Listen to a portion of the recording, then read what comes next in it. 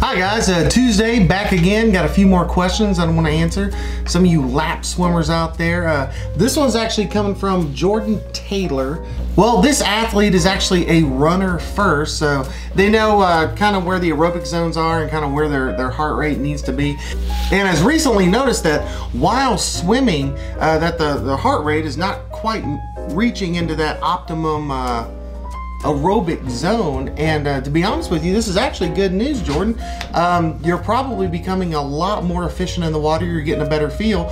So the lower heart rate is actually a result of that, so that's actually good. A lot of times people at the very beginning when they start swimming, they're so turbulent in the water that, you know, they're kind of wearing themselves out and beating the water to death while they're doing it. But as they get a better feel and they become more smooth in the water, then that heart rate will go down because you're actually becoming more efficient. But what you need to do is just increase that tempo, turn it over just a little bit faster, and you'll get right up into the zone that you want to be in. All right, hope that helps, Jordan.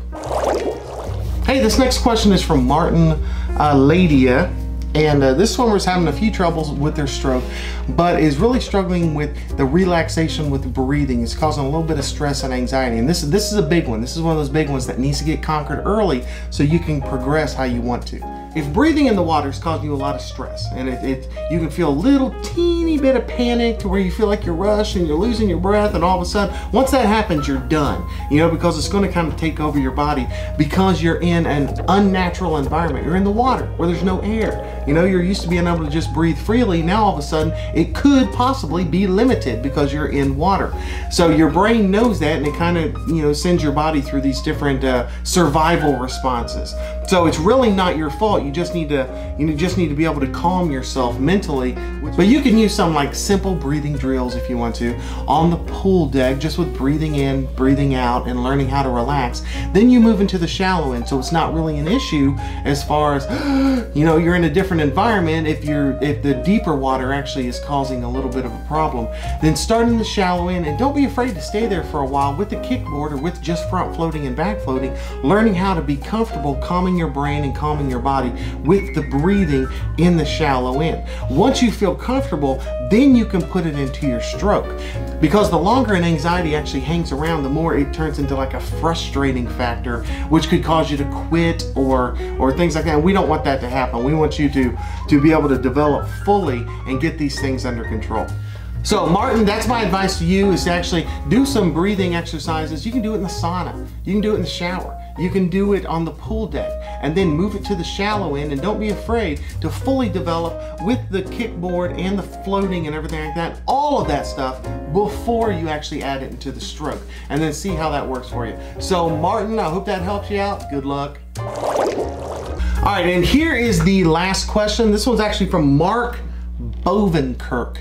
Now this swimmer is struggling a little bit with all of the knowledge that they've gotten about breathing and timing and counting and all of that stuff they probably gathered from a swimming magazine or watching a video or something like that, and actually throwing that naturally into the stroke. Things don't seem to be syncing up.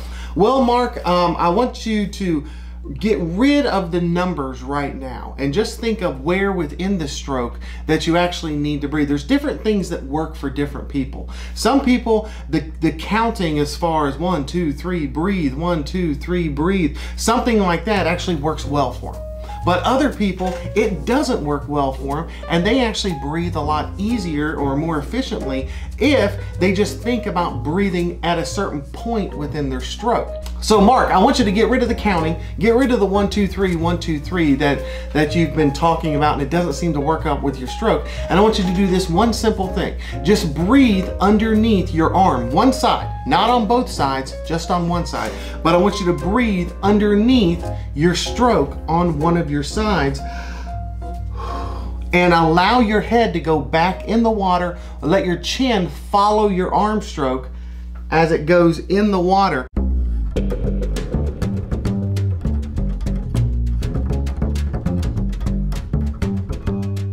And once you get a grip on that, everything's going to start to feel a little bit more smooth, because I think the counting method is not working with you, and that's totally fine because there's stuff that doesn't work with me. I've mentioned before that I've got some new workouts and things on Fiverr. That's a website where things are offered for $5. I'm actually running a special until Halloween, kind of like a spooky special, to where you can get, instead of just 10 workouts, you can get all 30 for $5 on there. So if that's something that interests you, something you'd like to check out, these are good. I've made pointers along the way, and it's taken it from beginner workouts all the way through advanced, but they're actually based for recreational swimmers. They're not for collegiate athletes or anything like that. I'm also running another special with the other gig, which is a Skyping gig, where if you wanted to talk to me directly until October 31st, which is Halloween, I'm actually going to do 10-minute Skype sessions for $5 on there, which is pretty cheap.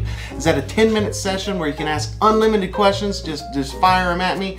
A Skype session for $5. You can't really beat that. So I hope some of you guys take advantage of that. But if you got any other questions or anything, be sure to just mark them down on my videos and I'll get to them as soon as I can. And some of you guys who have left a lot of recent questions, I'm coming at them. I'm like 2 or 3 months back, but I'm getting there as fast as I can, and I'll catch up to your question on the video response as soon as I can.